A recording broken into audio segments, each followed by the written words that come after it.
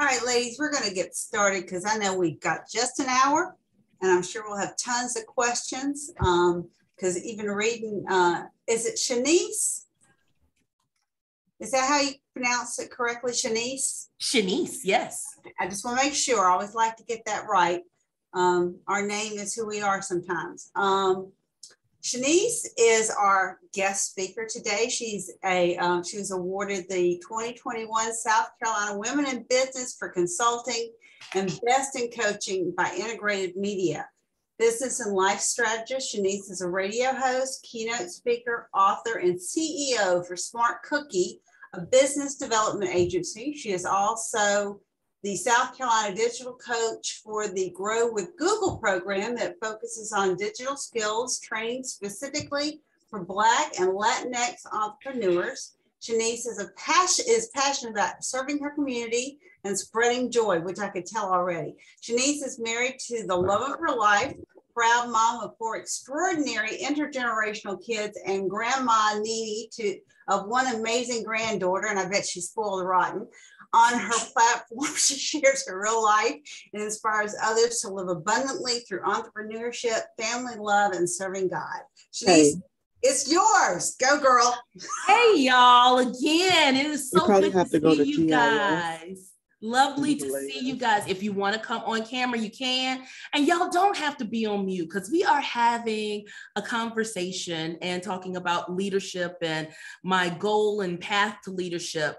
When I was asked to speak, and whenever I'm asked to speak on leadership, I really think of several different things that I've learned. Coming from corporate America, of course, leadership was very rigid, and it was you do it this way and not that way. You have the pillar of strength. You don't show emotion. You don't bring yourself in, or you do, but you keep it separate. As I've gone more into entrepreneurship and more relational and identity leadership type of thing, I learned that your leadership style and who you are needs to encompass everything of who you are. It needs to say what you represent, because your leadership style and where you gather it from is how you're going to motivate others in order to be their potential. So when I look at leadership and I think about, what it does to me be a woman, for me, it's my feminine divine leadership and also my faith. So I don't put my faith within as far as making everybody beat them upside the head and say, you better get a Bible. But the principles within of love, joy, and passion is with my style. So I started my career as a graduate when I got out of school, and I didn't know what I wanted to do. So I got into going to medical school. That's what I thought I wanted to do. Who wants to really go to medical school? Only doctors. And I thought I wanted to do that, but I really didn't. So I did 1 year of allied health school. So I went to Atlanta, got to go to the Mecca, left town, because when you're from Columbia in South Carolina, you don't want to stay. You always want to go somewhere else because you think it's going to be different. It's not. And so I went to Atlanta, and I quickly realized that the healthcare system was not for me. It wasn't the techniques and the things, it was the advocacy behind it. You can't do a particular procedure because of money. You can't advocate for someone. Just the way that the healthcare system worked, I knew that I wouldn't be able to be behind the scenes and be that doctor for care. So I went into business, which was crazy. I went into business. I started working at Hewlett Packard. And this was an amazing thing because I hated computers. Okay. I mean, who goes to a computer company and hates computers? But I did. But it was the processes that I enjoyed. So I became a contractor and worked for them and worked my way up to become a full-blown employee and did process redevelopment. But that is when I got my foot wet in understanding programming, leadership, and how the world of corporate works. Came back to South Carolina after 9 years, got divorced, and I said, what do I do next? What do I want to do? And the Lord was like, okay, go into business. And I'm like, doing what? I started selling desserts. And I had a dessert career for a dessert bakery for 15 years, whether it was a side hustle or a regular full-time position. I had a business here on North Main Street in Columbia, which was called Literary Sweets, that grew. I also had my dessert bar, which grew. But inside of it, I took every skill that I learned from every boss I've ever had to put into running my business.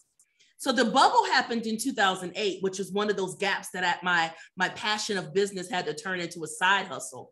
And that's when I got into politics. I went back to school for political science and public affairs at Columbia College. And I became a grassroots organizer for a company that did women's health organization. And then after I graduated from the programs, I became the policy director of the Legislative Black Caucus. And I did that for about 4 years. And during this is when I learned how the sausage really got made. I was very disillusioned to understand that we put our faith in leaders as we govern to govern us, yet they are truly using their own way in order to do it. And unless we become a part of the process, it doesn't matter who we put into office unless you're part of the process. And even when you're part of the process, being vocal in it is what I found that leaders are not listening because their leadership style is so closed off. So I went in with these high hopes and personality to realize that if you are not open to learning, there's no way that you can motivate and lead others. That's quite it. A leader does not know everything. A leader is a person who knows how to put the right people around them and to motivate them to be the best person that they are. So at the Legislative Black Caucus, I also noticed that there's so many different nuances to how government works when you get bills. I remember tracking one time that there was 500 bills that the caucus put up and only 3 of them went to committee. How can you have 500 bills that can help a world? And I'm like, are we over-governing ourselves? Are we choosing, how can I make a difference in this? And that's when I decided to just go back to my lane. And my lane was to build up economic development and build up other CEOs so that they can then do their best. That's my goal. And so from that, the qualities that I learned that were the best to know your leadership style or how you can do that is to truly take a piece of everything that you've ever done and put it all together to make it yours uniquely with your own roadmap. So I was a teen mom. So from that, I learned resilience. You got to have resiliency as a leader. The next thing is a risk taker. I take so many risks. I have blue hair. I mean, really, you can't go any different than risk taking with that. I mean, blue hair and why not? So I like taking risk and I take calculated risk. Another thing is learning. I am always in a class or I'm listening to others and gleaning. Having empathy. That's something that I feel is missing right now when we're doing things. It's empathy. Empathy does not necessarily mean that you're going to take over and help them. It just means that you can put yourself in their shoes and see it from a different point of view. You may still not agree with it, but you're in another point of view. Resourcefulness. Are you able to take every little piece that you have around you and use it to the best of your ability to get the most out of it? So I say is using what you got to get what you can get. Those things encompass leadership to me. Leadership is a concept like Americanism, because no one can really even say what American really is, because there is no definition. There is no real definition of leadership. It is a conglomerate of traits that come together to form a whole concept of how you inspire others. That's leadership. So when you're looking into your life, looking into the things that you're doing, how can you as a one person choose your path in order to motivate others to be the best? So now I'm a digital coach and with Google. And with the Google Digital Coaches Program, I had not worked in environments where it was solely for the purpose of, I thought I had not worked in environments for diversity, inclusion, and equity. I didn't realize I've been doing it all my life until I go back and look at it. When I worked at the Legislative Black Caucus, most of the districts that were served were because of people who the black legislators all serve mostly serve Black communities. When I look at, when I go into my business world, I'm usually the only Black woman in there who's doing something, especially if I go into tech spaces. If I'm going into, heck, even the church that I go to, it is 95% white. So I'm usually the diversity person that's in there. And I didn't realize that this was a theme within my style and who I was to motivate others to look at a different culture and lifestyle. So as I looked around at Google and the opportunity came along, I said, wow, this brings in all those pieces of me being able to take my advocacy, because I must gather people, to help a community for DEI, to teach business tools, and to lead other people to their greatness. So I chose to do that based on me. I can still be me. It really encompasses all of the things that I feel I can lead to motivate others. As a business strategist, I take the individuality of each one of my clients or my mentees, and I say, tell me what your goal is. And once you tell me your goal, we work together in order to bring in every aspect of you in order for you to get to your goal and lead your team. So while leaders, when you're doing that, I'll back up. So to lead your team. So you don't have to be a solo person to have a team. I mean, you don't have to be like this huge conglomerate to have a team. There's someone that's on your team who's looking for you, who's doing things with you. And you may think that you're by yourself, but you do have supporters. I also believe that there's, when you're building this team, it's people who can truly feed into you as you're feeding into them to catch your vision. So I bet many of you are in several different aspects of your careers, several different aspects of life, thinking about changing careers, thinking about doing, all those different things. I would encourage you to go back and look at the underlining theme that has been the theme in your life and see how that theme has affected not only you, but those around you. And then see what is that next step that you have in making sure that you're motivating others. Because it may not be it's time for a total change. It's just the way that you operate and lead in what you've been doing. It's time to look a little different in the landscape. It's not necessarily like the rat race is over. It's more so of it's changed to how you serve it and how you do. So I know that was kind of all over the place because my journey has been. I did not go one succinct way. It wasn't, I went to college and then I did this and I did that. I don't know if y'all ever saw the movie Lemony Snicket's Unfortunate Circumstances. That's my life. It has been a series of unfortunate and fortunate circumstances that God has made come together for the good. I mean, all kinds of things. The bubble happened, have to go back to work, found a career that I loved, find turnover and lose a job. Wow, you start a career, you start a new business. I left Hewlett Packard not because I didn't enjoy working for corporate. I realized after I left, I didn't, but I left because they laid me off and my job went to India. But it led me to the path of this amazing last 25 years of entrepreneurship and advocacy and being able to share my gifts in my own personal way. And in the way that I know that I can bring out the best in others. So that would be my guest speaker talk to encourage you, is to really look at the other aspects of your life. And don't think that anything that you've ever done is for naught. The things that you've done are really adding up these total pieces so that the theme that you see consistently in your life can continue to be shared, because that's the secret sauce.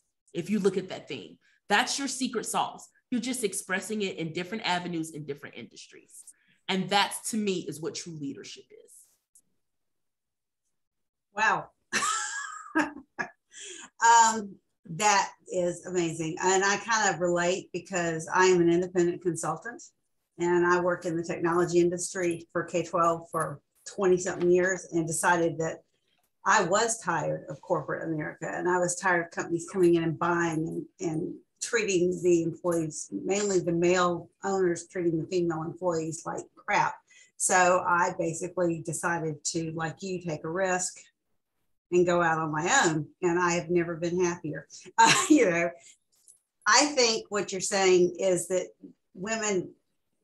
I think women don't tend to take risk. Well, I don't know. I believe women take risks, but we put everything before our own intuition, because our intuition is for us to take care of others. So we know that it's the move that we want to move, but yet we have, back up, the analogy I always give: men are waffles, women are spaghetti. Men compartmentalize. When you look at some waffles and you have syrup, they can pour it in one little square and be done. Pour it in another little square and be done. Women are a bowl of spaghetti. That thought pattern of that one line of spaghetti is touching another line of spaghetti, which touches another line. So we think about the whole bowl while they're thinking about the individual little waffle. So we want to take the risk, but in my mind, I'm thinking, this is my day today. I have a full packed day. Not that my husband doesn't love me, but he's just not thinking about it. He thinks I have to go to work, I have to go to lunch, we have an appointment in the afternoon, and I come home. I'm thinking I have to go to work, I have to figure out what to do with our 8-year-old, I have to make sure that he calls the people to pay our bills, because you know he's gonna forget even though the thing beeps at him, but I gotta make sure that he does it. I'm got 2 new hires that's on, so I'm doing my thing at work. I also got to make sure my mama called the doctor, and then I have to make sure my 1-year-old took out, did the things he was supposed to do. I have this call, and all of them are interconnected. So the risk or the question is, do I go out to lunch today and go meet that new client, or don't I? Do I go and write that proposal or not? So it's not that I'm not going to take the risk and get the antelope. It's just I'm thinking of everything else that's around and I don't have time to focus on it. So what I do in that is I know that's one of my risk, my threats. So do a SWOT analysis of your life. And don't do it like SWOT analysis we always do for business. Do a SWOT analysis on your life. What are your strengths? What are your weaknesses? What are your obstacles and what are your threats? So your strengths, that's how you build any project that you have. That's what you use that you can do easily. Your weaknesses, that's what you hire for. Your opportunities, that's what you go get classes for that can either turn into something that's a strength or something you hire for or just working knowledge. Your threat, that's your risk assessment. Those are the things that stop you in your tracks. But because family is something that stops me in my tracks, I have now a risk sheet that I say, I'm only going to do it this many times and set this boundary, because if not, it will take over my life. And so I set it up. I'm good at my calendar, but my assistant is better. So one of the first things I did was hire an assistant to keep me organized, because I'm organized with everybody else's stuff, but not my own. Mm-hmm. So I know that's a threat. And that's one of my weaknesses. Sales was horrible for me. So the first thing I did was hire a sales coach. My confidence within business, I'm a very confident person, but confidence was not my strength. So I hired a confidence coach to help build me up so that now confidence is now one of my strengths that used to be an opportunity. So those things will help me have better work-life harmony. And then now it helps me lead better, which then I can look at risk and know I've already got a plan for that. and I can actually do it. I just moved into an office space on North Main Street. I've been in my home office for 4 years, and God told me to move in this home and move into a new space. And I'm like, Jesus, be a paycheck, because this space is not cheap. So how in the world are you going to get me these contracts? Not that I don't believe them, but we have to have this conversation every once in a while, because he act like I'm him and I'm not. So I said, okay, cool. I'm going to go ahead and get the space. And he told me he's doing this because he needs to expand me. At the time, it was just me and my assistant. But now I just added 3 new people to my team. And those 3 new people, some will be here and some will be out. But it was what he needed to happen for me to be obedient to go do it. And it brought me out of my comfort zone. It brought me out of my financial comfort zone. But the reward of it, it's going to be so much more greater. So I took the risk. And the only reason I was able to do it is because it was backed by my faith. So I look at faith as a strategy for success, more so than just something that I serve and do. It is actually a business strategy for me as well. Now we're going to open up for questions, and I've got one question for you. You talked about your surrounding yourself with the right people. I always say surround yourself with a circle of women that aren't part of your office, but part of your life. Do you agree with that? I do. I did not before, because I had girlfriends, and I've always had girlfriends, but I did not have circle of women. And I didn't know I needed circle of women until I was in my 40s. I just went on my first girls trip. I had never even gone on a girls trip before. I mean, that's just wasn't a thing I did. And I know it had a lot to do with me being a young mom. I was focused on a lot of different things, but understanding, being around those women who can build me up and be at a place where I am and push me. I hesitate for people when they say it's not competition, it's collaboration. I like competition.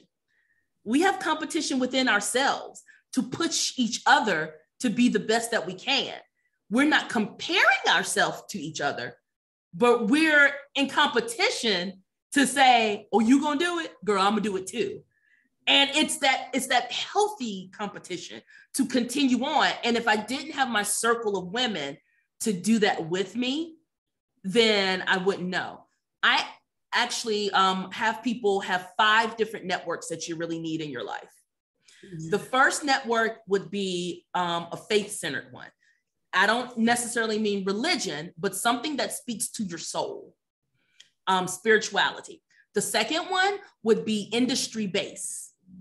Where are you in your industry? Are you real estate? Are you business? Are you this? What are you? The next one would be civic-based. So have something that's based in just the greater good. It can be municipality, anything like that.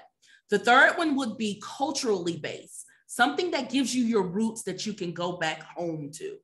And then the 5th one would be just straight up fun.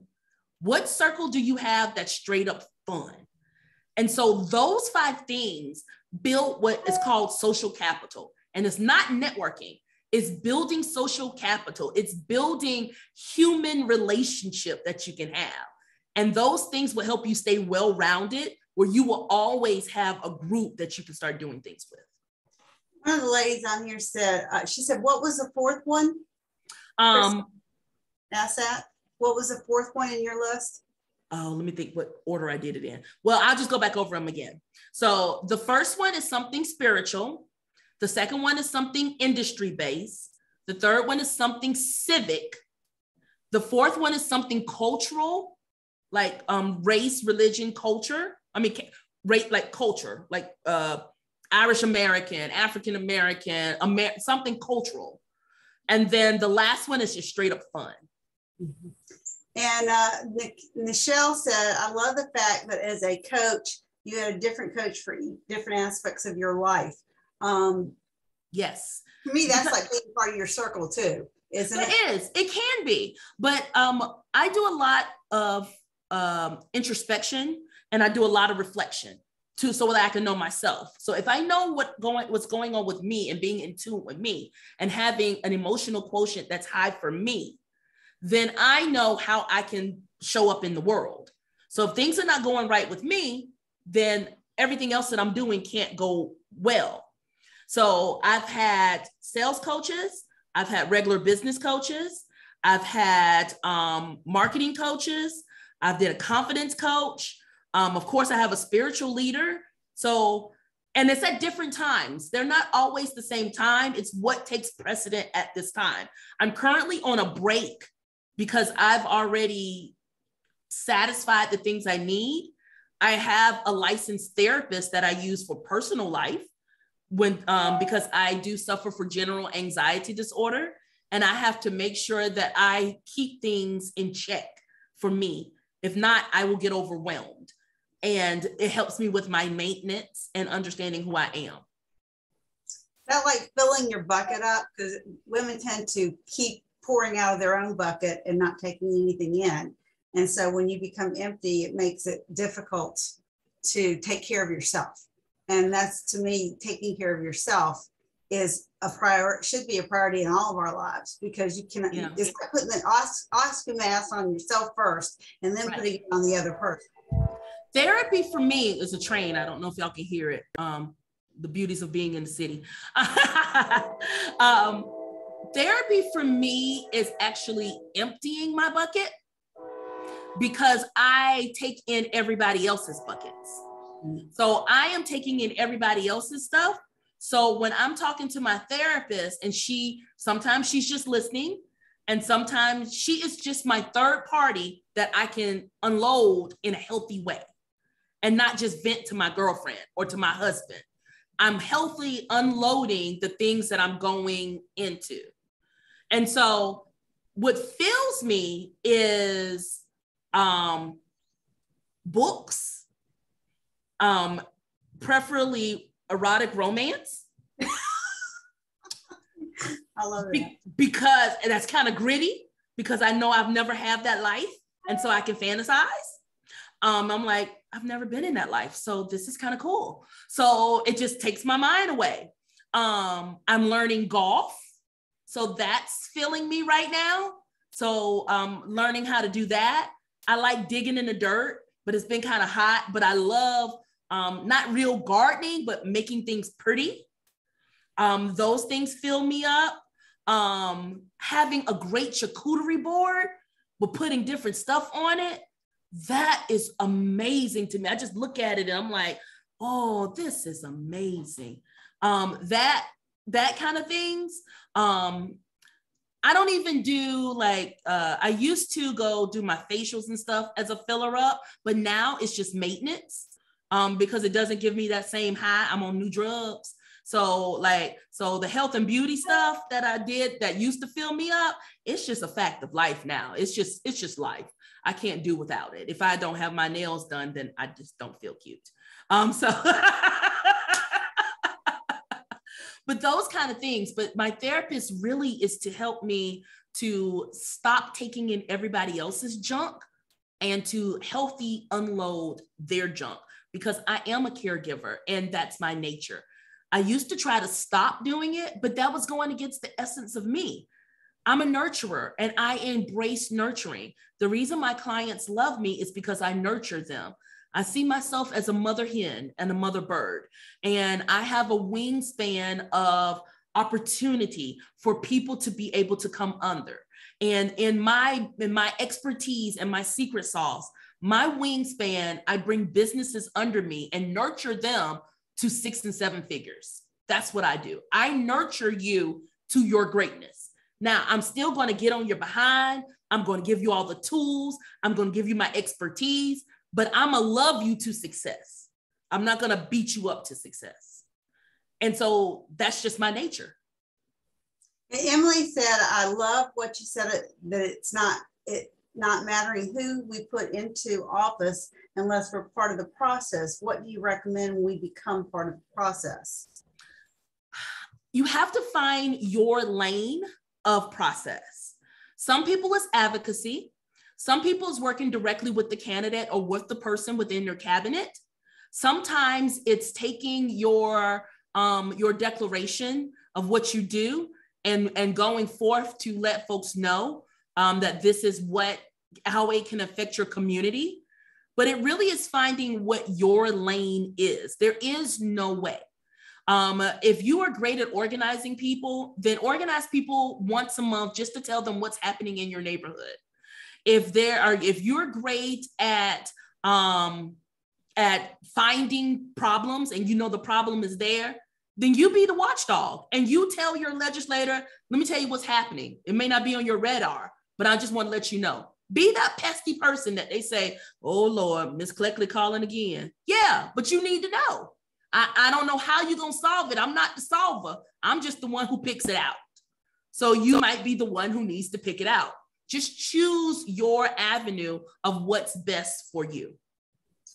And Rhonda Sherman says, I'm at a professional crossroads and all the paths are guaranteed to lead to success, but I don't know which way to go next. And I feel like I'm running out of time. What do you suggest to do in that type of situation? She sounds like she's on a journey with many paths and she don't know which path to take. Right. I would say do absolutely nothing.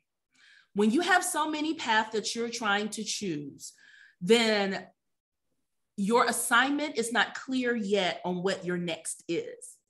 So depending on your center of who you have, if it was me, I would then stop and do nothing. I would just continue with the smaller things that are getting me to where I need to go.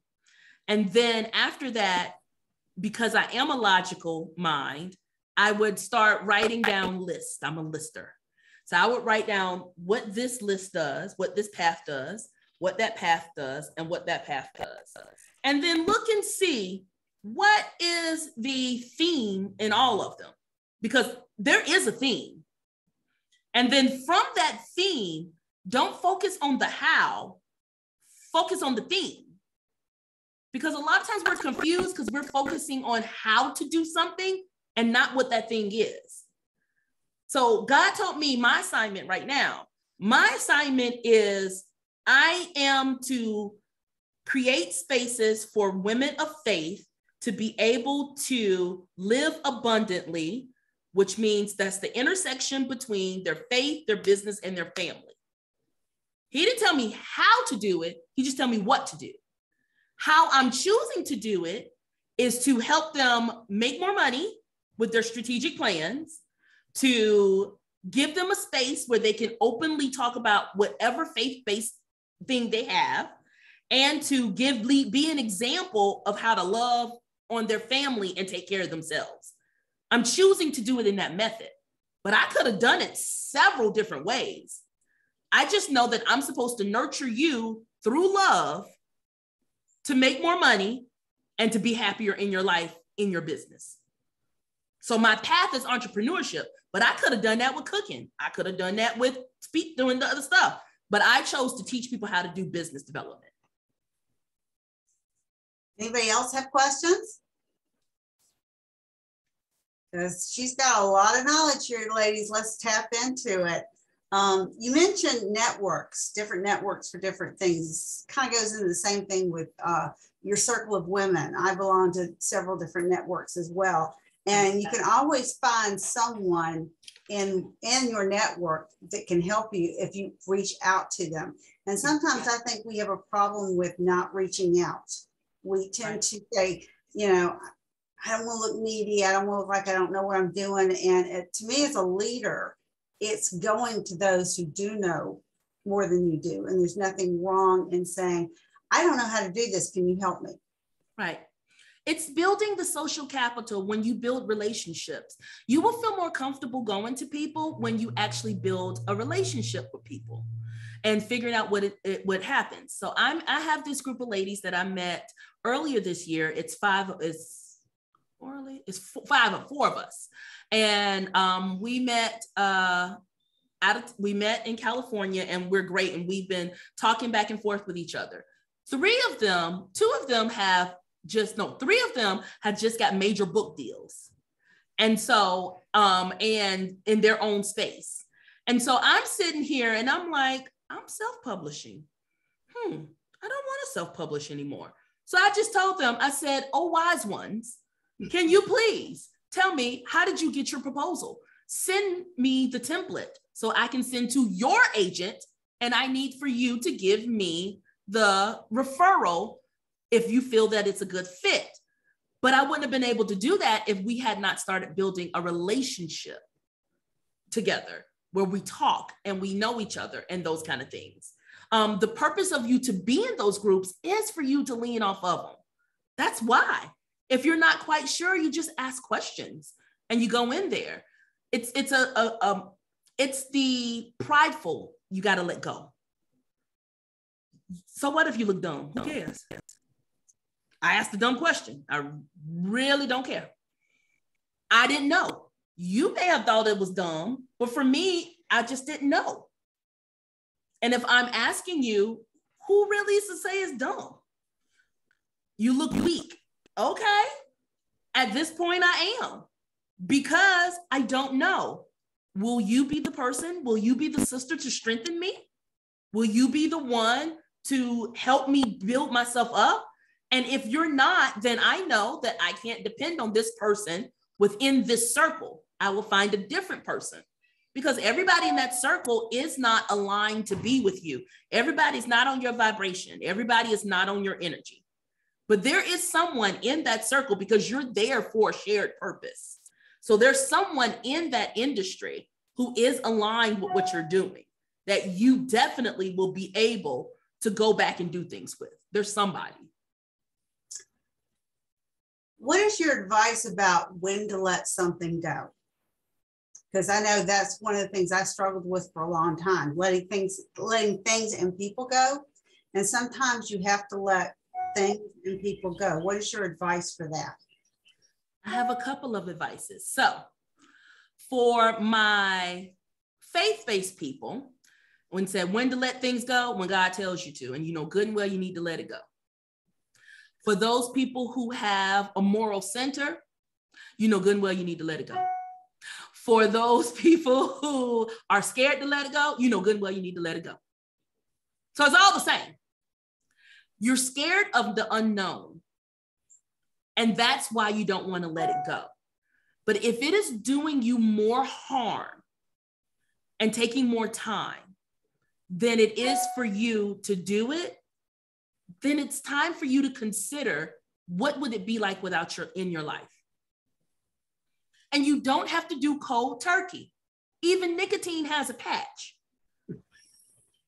I mean, really, you can do slowly but surely. I am weaning myself off of certain boards so that I can get on other boards. I haven't quit them totally. I've given them deadline. So it's, okay, this will be my last board meeting because I'm easing myself off. Hey, I'm no longer going to do this role and capacity because I have other things that are coming.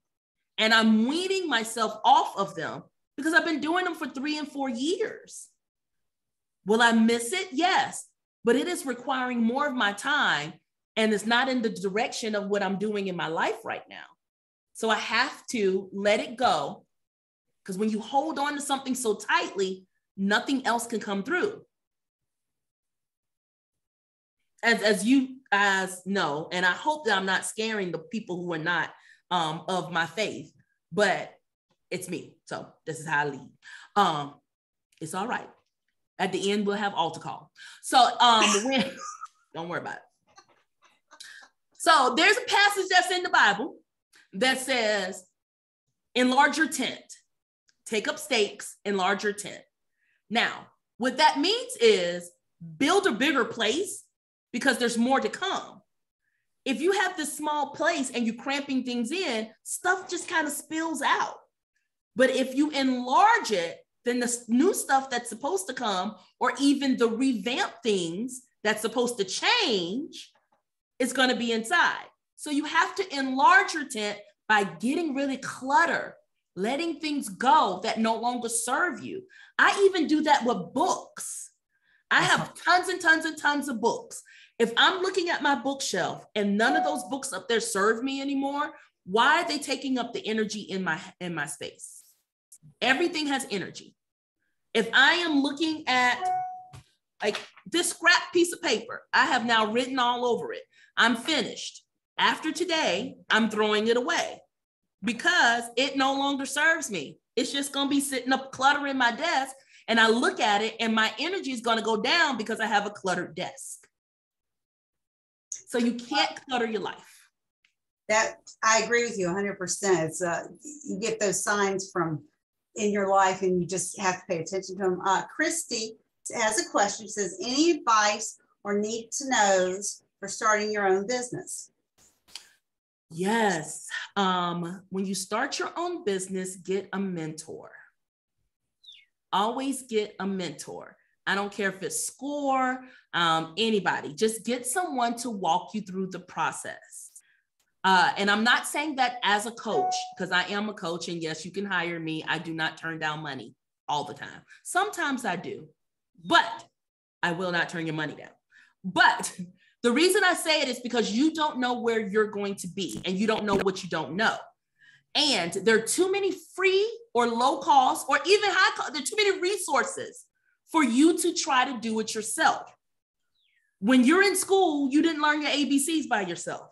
You didn't learn 1, 2, 3s by yourself. Everything you've learned, you've had a teacher. Get a teacher and build from your teacher. And every time you go to a new level in business, get a new teacher. You had a kindergarten teacher, you learned kindergarten stuff. You had a professor for calculus, you learned new stuff.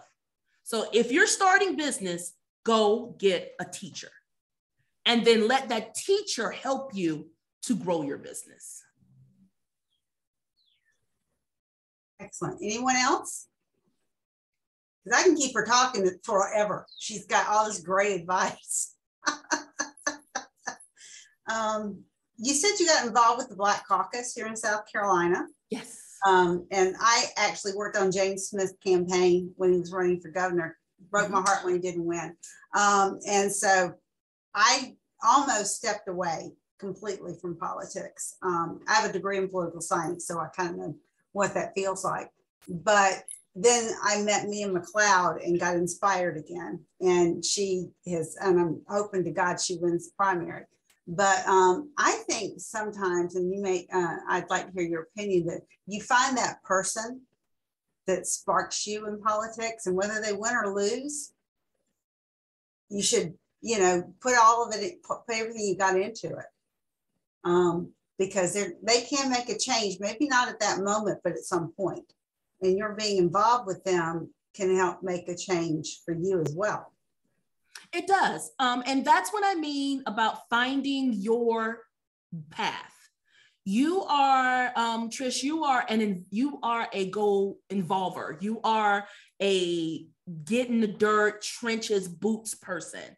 And because of that, when you find someone that you're aligned with, your personality, like you said, is I'm going to get behind you. I am a I am a high level operations, let me see the path person.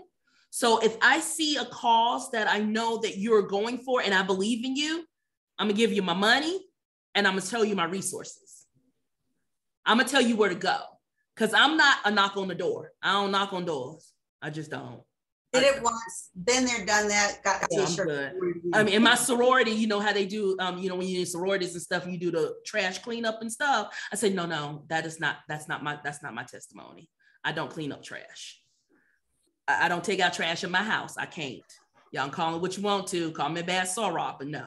So I don't knock on doors and I don't march. I will give you my money though. So you just got to know where it is. And however you are as a part of that process, get behind that and know that they are there, and understand that you're not going to like everything about them. Just what is the fundamental thing that helps? What is the fundamental thing that goes? Christy wants to know what sorority you're in. Zeta Phi Beta. Of course. Incorporated.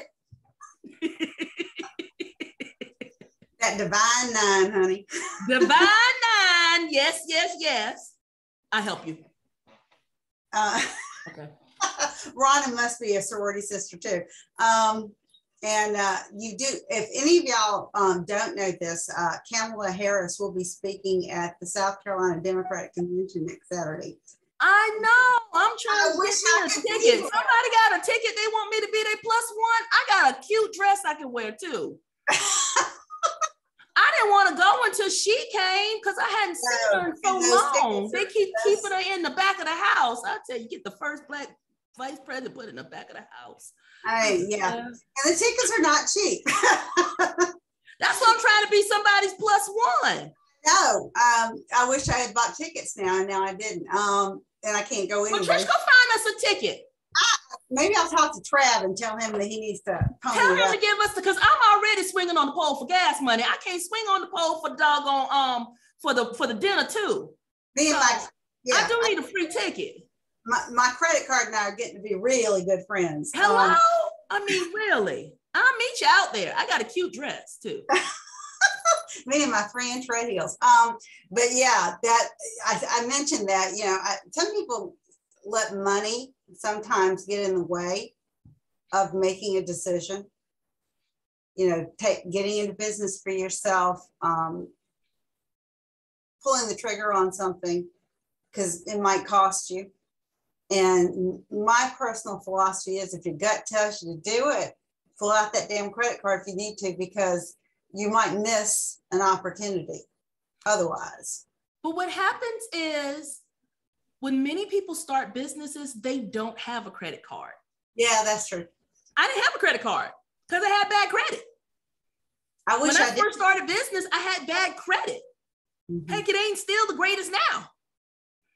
I mean, it's decent, but from years and years of being not credit savvy, because that is not something that was my forte. I come from an upper middle class family where I only saw my parents pay bills. My dad has amazing credit, but he never talked about it. Yeah. So my parents are civil rights parents. You know, they're the 60s, they're older actually. And so it wasn't, those kind of skills were not taught to us. It was pay your bills and save your money, but not how the credit industry works. So when I went to college and things like that, I ran up credit card bill because they were giving it away. Then I got married, my first marriage, and living in Atlanta in your 20s, I was making an amazing salary. Yeah, I paid my 4 walls, but I was just swiping. Then divorce, it cripples you. So when I got divorced and I was the primary caregiver, it crippled me for years that unfortunately I had to carry on into my second marriage. And in doing that, that's when God gave me to let's go ahead and go to work. You know, let's go get business. And so I had to use my own money. But I had to enroll in credit classes. I had to learn how credit works. I had to go to financial planners so that I could understand what it means and why credit was important. Because it bothered my brain that, what do you mean I can't just give you money and pay for it? Why is that not good? Why do I have to get in debt in order to show my credit worthiness? It still boggles my brain because I'm like, if I can pay for it, what's the problem? Yeah. So I paid cash for so many years that it took me time to build credit back up. So the biggest thing with money is just remember it's energy. Don't let it define you. Whether you have money or not have money, it can't define you. You can never, and when you go into business, you cannot charge what you're worth. You charge what your skills are comparable to and compatible pricing, but do not tie your pricing and your money to your self-worth. That's the quickest way to ruin yourself. I agree. I have what I call, excuse my French, an asshole charge. If I don't like you when I'm starting to deal with you, I put the highest amount on there because if you're going to pay it, fine. I already know that you're a jerk. And so therefore you're going to pay for me to put up with it. And you're a good one, because I just don't work what you tell.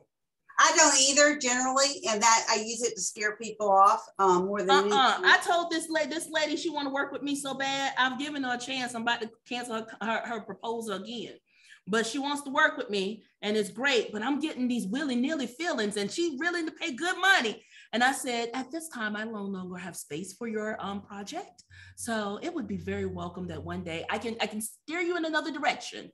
But I'm feeling a little bit of hokey pokey kind of something with her. I don't know what it is, but I don't know if I want her money. Yeah, money isn't let me say, I want her money. I don't know if I want her service. Exactly. Okay. Money isn't I had to learn that lesson, that sometimes you can get by with what you have to be happy. You don't have to have a lot of money to be happy. Okay, ladies, it is 5 minutes till. Anybody else got any questions? I think you have hit every button for every one of these women. For me, I love you dearly already. I'm going to have to drive down to Columbia just to talk to you. But if I had the extra ticket, honey, I would ask you in a heartbeat to go see Pamela. But there we go. And Rhonda, thank you. This has been a great session, and continue to join us as we can, ladies. Every month we're going to try to continue to have great speakers.